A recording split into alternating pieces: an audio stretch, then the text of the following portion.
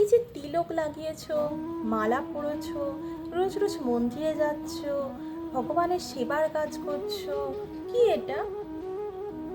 এরকম করে ভগবানকে ডাকার কি আছে? আমরা কি ভগবানকে ডাকি না? আমরা মন থেকে ভগবানকে ডাকি, আমরা মন দিয়ে ভগবানকে ডাকি। তোমাদের মতন এরকম দেখাই দাও। এরকমই একজন বলেছেন এবং এরকম অনেকেই বলেন।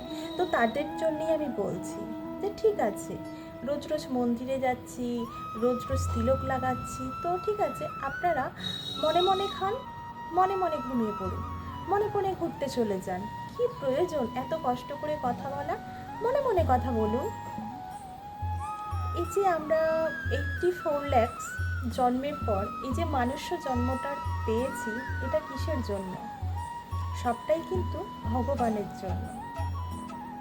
আমরা যদি এই মানুষ্য জন্ম পেয়ে ভগবানের সেবাই না করলাম, হরিনাম জপ না করলাম, সাধুগুরু বৈষ্ণবের সেবাই না করলাম, কি প্রয়োজন আমাদের এই মানুষ্য জন্মটা পাওয়ার? আমরা এই মানুষ্য জন্মটা পেয়েছি কিন্তু একমাত্র ভগবানের সেবার করার জন্য। দেখুন, এই যে কত লক্ষ জীব জন্তু কত কিছু আছে, তারা কি আমাদের মতো, আমাদের মানুষ্য জন্মের মতো কিছু সুখ পেয়েছে?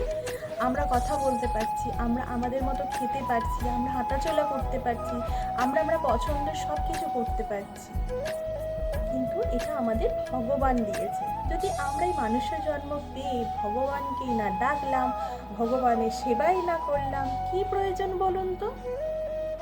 তো এবার থেকে আপনাদেরকেও কেউ যদি বলে, আপনারা এই রিপ্লাইটাই করবেন, হরে কৃষ্ণা, রাধে রাধে।